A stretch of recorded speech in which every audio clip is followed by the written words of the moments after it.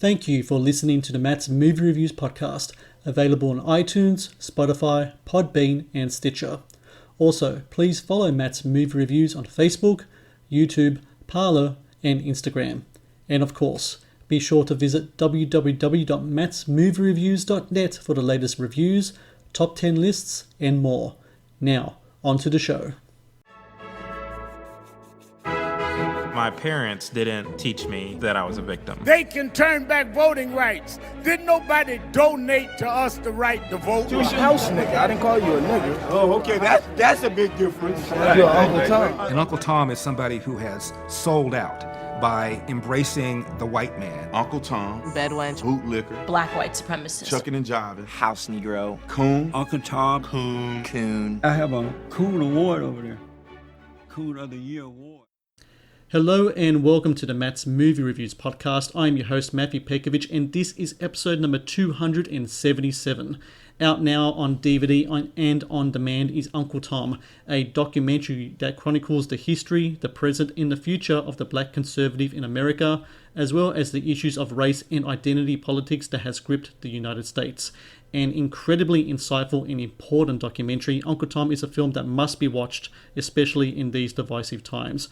Joining me now is the writer and producer of Uncle Tom, Mr. Larry Elder. Mr. Elder, thank you very much for joining me today. Matthew, thank you so much for having me. Just one small correction. I am the co-writer. There were three of us who wrote the film together. I don't want to slight anybody. Of course not, sir. Uncle Tom, this is actually the first film you've been a part of since Michael and Me back in 2005. Why did you feel that now was the right time to get back into the medium of filmmaking? Well, the timing could not have been better given what's going on right now after the deaths of George Floyd and Rayshard Brooks. As you know, a lot of people have taken to the streets and are arguing that the police are engaging in racial brutality against black people. So it's an ideal time for us to have a conversation about what's really going on. I can't say, Matthew, that I predicted it. I mean, we started the movie 2 years ago, and it started because the young director named Justin Malone came to me and told me about the project he had called Uncle Tom. He wanted to explore the phenomenon, not just about the small percentage of black people who are not Democrats, but the grief that these black people get for not being Democrats. He was just blown away by the fact that some of the people, Matthew, included in my movie, like Thomas Sowell, Walter Williams, Candace Owens, Brandon Tatum, Herman Cain, Alan West, and others, are just blasted, as opposed to, okay, you have some intelligent people who have a well thought out theory, which I don't agree with, but let's have an intelligent conversation about that. Instead, people like myself and the people included in the film, Matthew, are maligned as self-loathers, as coons, and as Uncle Toms. And therefore, a conversation is simply shut down. We're not having a conversation about illegal immigration. One party, the Democratic Party, is a party, in my opinion, of porous borders. There is a prominent economist at Harvard named George Borjas, who's done probably more work on the impact of legal and illegal immigration than any other economist in the country. And he said there's no question that unskilled illegal aliens pose competition for jobs that would otherwise be held by unskilled black and brown people living in the country, and they put downward pressure on their wages. Yet you have one party that wants open borders, or at least wants a pathway to citizenship for the so-called 11 or so million illegal aliens who are in the country, and one party wants to do something about that. We're not having a conversation about choice in schools. One party, the Democratic Party, is wedded to the teachers union. I went to a public school where right now only 3% of the kids can do math at grade level. It wasn't that way when I was there, but right now only 3% of the kids can do math at grade level, and it's a school that is controlled by a gang called the Crips. Now, what responsible parent sends their kid to a high school where only 3% of the kids can do math at grade level, and the high school is run by the Crips? The answer is nobody would. Well, the Republican Party wants to give that urban parent an option to send their kid to a different school. The Democratic Party is saying, hell no, you're going there no matter what. Yeah. Now, why can't we have a discussion about this? And when I and other black conservatives raise these kind of issues, we're called Uncle Toms, and as a result, a discussion is not taking place. The term Uncle Tom, it's an incredibly derogatory term, but it also stands out as a movie title. It's really direct, grabs your attention. Was it always the intent to name the documentary that? Or was that something that kind of formulated itself over the process of making the film? No, there was always the intent to call it the Uncle Tom, precisely because it is a derogatory term that is used against people like myself and the others who are included in the film. But also, it is a term that really is a misnomer. If you read the novel, Uncle Tom's Cabin, written by Harriet Beecher Stowe before the Civil War, you will find that the character, Uncle Tom, was actually a hero. He was a God-fearing man who duped his masters into believing that he was a sellout, when in fact he was helping to free black slaves and refused to tell where a runaway black slave went, which caused him to be killed. The real villain in the movie is a character named Sambo. But what it shows you is that most people who've used that term have never read the novel, otherwise they wouldn't use that term. But it's kind of pointless because the term has become a term to show people who have point of views that are designed to hurt their own people. That's how the term has been now characterized. That's what it's become, and that's why we call this film Uncle Tom. Was it always the intent to present the film in black and white? It was. Justin Malone, the director, interviewed me early on in the process, and then when I saw what he did with the black and white stuff, I thought it was amazing. I thought it was beautiful. I thought it was cinematic. And my problem with most documentaries is that they are boring. They are dull. They're giving you information after information. You don't have a chase scene. There's no sex. There's no violence. So it's very difficult to make a documentary entertaining. And one of the things that I thought was compelling about this film is the way it was filmed in the black and white. The film features a number of notable black conservative voices, from Candace Owens to Walter Williams and of course yourself. But what's really cool about the film, it also features a lot of unknown everyday people as well, such as Chad. He's this young contractor and also a conservative. He has an incredible story to share. He, in many ways, is the face of the movie. I've seen him in a lot of the key art and the posters. How did you find Chad and all these other unknown voices as well who appear in this documentary? Well, Matthew, first of all, let me tell you how much I appreciate the fact that you've seen the movie and you get it. And you're quite right. Chad really is the moral backbone of the film. It opens with Chad. Chad is featured throughout the film, and it ends with Chad. And the reason Chad was chosen is because a mutual friend of the director knew Chad and said, this is a guy who's relatable, he's down to earth, he's not a politician, he's not a public figure, but he's just kind of everyman, hardworking kind of guy who just kind of thought things through and realized that he was in the wrong party and the crap that he got as a result of switching from the Democrat Party to the Republican Party. So we filmed him, and he's just a sweet guy. And as you know, he was a lifelong Democrat, a Christian, and a fellow Christian came to him because Chad was saying derogatory things about Republicans, and said, have you read the party platforms of the Democratic Party platform and the Republican Party platform? He said, no. So he read them both, and after he finished reading them both, Matthew, he said, I'm a Republican. And it's about the grief that he got as a result of it. We haven't even put some of the stuff in the film, the conversation he had with his mother, who was very disappointed in him and considered him to be part of the problem. That because he was bringing problems forth, like the large percentage of blacks who were born outside of wedlock, which is a contributing factor to crime and to dropouts, his mother said, you're part of the problem, his own mother. And so when your own mother believes that once you start think of yourself as an individual, not as a oppressed class, your own mother gives you grief. Imagine what friends and families and other people did to people like that. And again, this is the kind of stuff that all of us have endured our whole careers. A number of people in the movie, such as Chad and other people around his age range, they talked about how when they were growing up, they didn't hear about yourself, they didn't hear about Thomas Sowell, Walter Williams. It seems to me, though, that like the next generation, today's generation, and maybe even one before it, will know more about who is available, who is out there to listen to because of social media. I think social media has really allowed a lot of voices to present themselves, and they can be easily found as well. Do you think this next generation, because of social media, won't have the problems to find black conservative voices that people like Chad and like others like him had beforehand? I think you're right. Certainly, information is more accessible than ever. But if you get most of your information from New York Times, Yahoo News, the Wall Street, the Washington Post, CNN, MSNBC, Hee-Haw, that's what I call it. 90% of Americans get their primary source of news from a publication that is to the left. Yep. Only 10% get their primary news from publication to the right.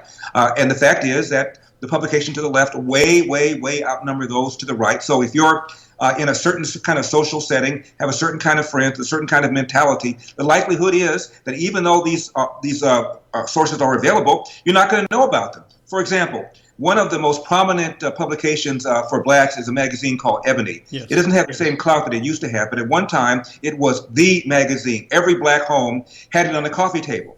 And every year they had a feature called the 100 Most Influential Black Americans. And every year there are 3 prominent black Americans who are never in there. They are Justice Clarence Thomas, for crying out loud. This is one of 9 people who's a member of the U.S. Supreme Court, and Ebony magazine does not include him in the magazine as one of the 100 most influential Americans. Thomas Sowell, the economist who's prominently featured in my book, my movie. He's written 57 books. David Mamet, the playwright, referred to Thomas Sowell as America's greatest contemporary philosopher, and yet he's never included in Ebony. Walter Williams, to my knowledge, is the only black man to chair an economics department of a non-black historically college or university. Yet most black people don't even know who he is, primarily because he's completely shut out of the black media. He's shut out of the black social media as well. You won't find those kinds of people mentioned in Griot, which is a black publication that's really owned by the Washington Post. You won't find these gentlemen mentioned on many of the other social media outlets. So even though the information is accessible, you still have to be motivated and be aware of it to find it. The film Uncle Tom also presents a really kind of fascinating portrait of African-American history relating to politics. Something that really blew my mind that was in your movie was that the 1964 Civil Rights Act and the 1965 Voting Rights Act, while they were done under Democrat presidents, it was Republican majority senates that really pushed those bills through. And I didn't notice. I think I was just being ignorant to just the narrative being put out there, what a Republican is and what a Democrat is. I mean, to me, it was a surprise because, of course, I'm a white man of Croatian descent here in Australia. But I was really surprised to find that a lot of people in your movie, a lot of the subjects in your film, Chad, etc., didn't notice as well. What does that really say about the education system over in the States that's something as significant as that, especially in a country that's ruled by a 2-party system, that they don't even know that clear fact? Well, it's a damning indictment, in my opinion, of our educational system, K through 12. Look, many black people are completely unaware that the Democratic Party, one of the founding principles of the Democratic Party, was to preserve slavery. And they're unaware that the founding principle of the Republican Party was to stop the spread of slavery and eventually to end it. The first successful national Republican candidate was a fellow named Abraham Lincoln. And you're right, the Democrat Party opposed the 13th Amendment that freed the slaves unanimously. They opposed the 14th Amendment that gave slaves citizenship, opposed that unanimously. They opposed the 15th Amendment that, at least on paper, gave slaves the right to vote. They opposed that unanimously. Democrats founded the KKK, the Ku Klux Klan. Not the Democratic Party, not officially, but Democrats founded the KKK, which at one time was known as the terror wing of the Democrat Party. And as a percentage of the party, more Republicans in 1964 voted for the Civil Rights Act in the House and the Senate than did Democrats. And what the Democrat Party has put out in order to defend itself is this lie that in the mid-'60s, all of a sudden, the party switched. The racist Democrats left that party and became Republicans, and that's what happened. Well, the fact is, if you look at all the Democrats who voted against the Civil Rights Act of '64 in the Senate and in the House, and ask yourself, well, if that was the defining factor that caused a bunch of Democrats to leave the Democrat Party, then how many of them left? Well, in the Senate, of all the Democrat senators who voted against the Civil Rights Act, 1 left, Strom Thurmond.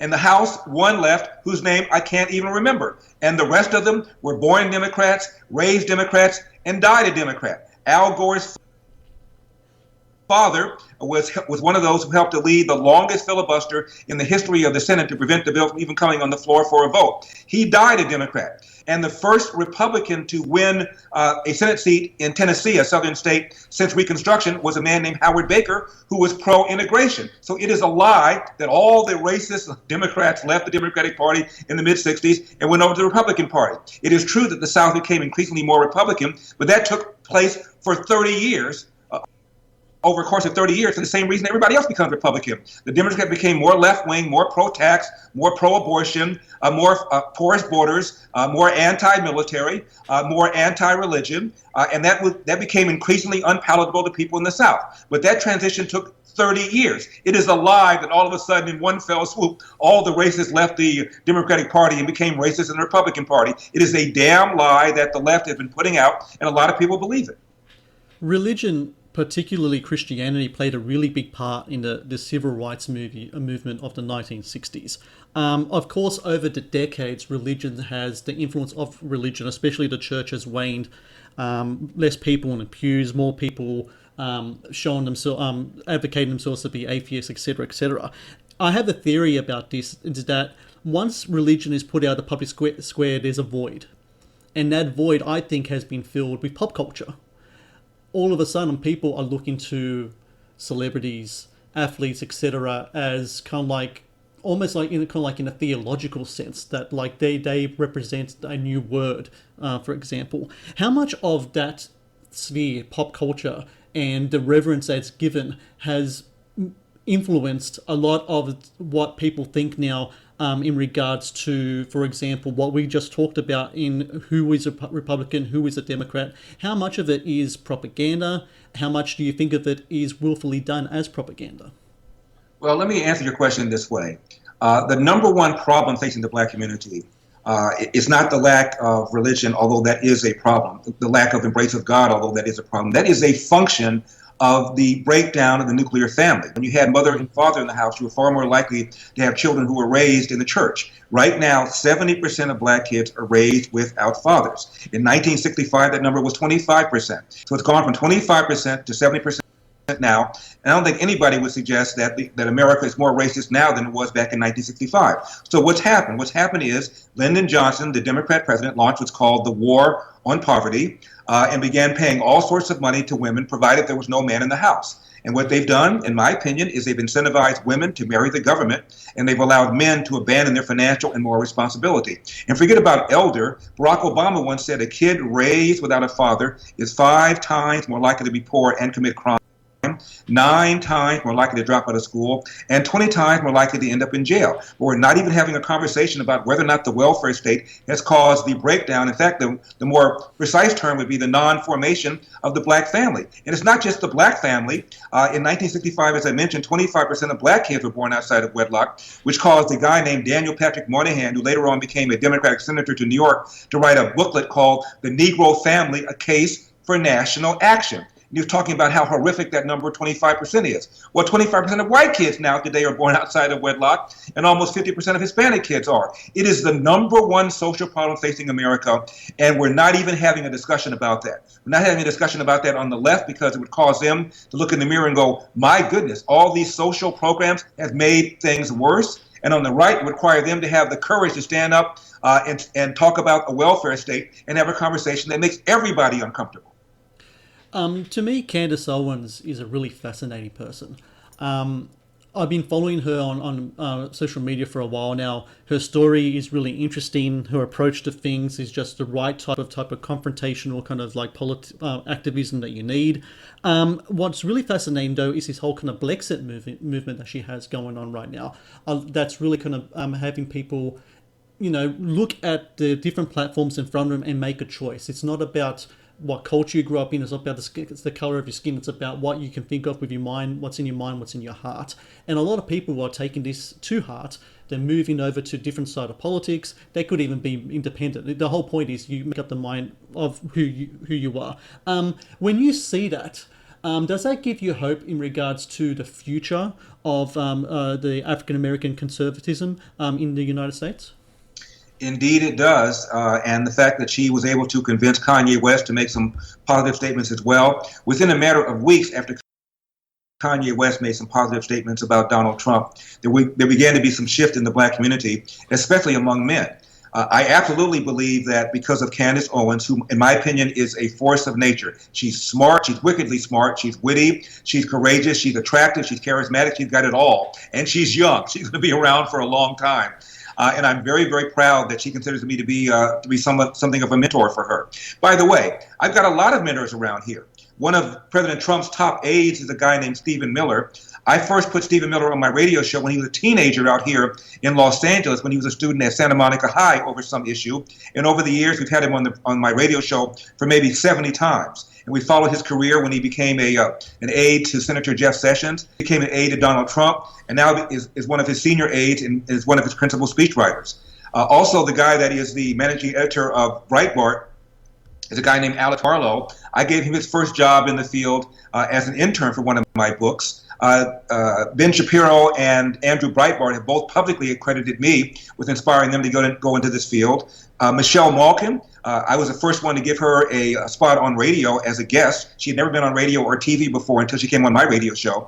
So I've got my fingerprints all over this country. Michelle Malkin, Stephen Miller, Ben Shapiro, Andrew Breitbart, Alex Marlowe, and Candace Owens. And I've got more to go. Some of the young people in the documentary, like Brandon Tatum, also said that I've inspired him. So I am quite happy that I've been able to inspire a number of people the way people like Walter Williams and Thomas Sowell inspired me.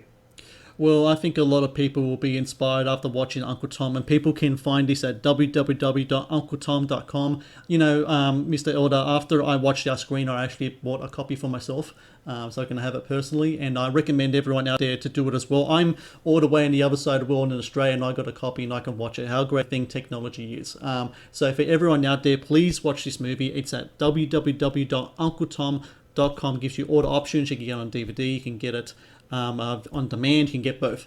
And I really recommend people to watch this film. I think it's really essential viewing during this day and age. And Mr. Larry Elder, I do thank you very much for your time today. Thank you for fighting the good fight. And thank you for this documentary. It was just absolutely fascinating and I loved it.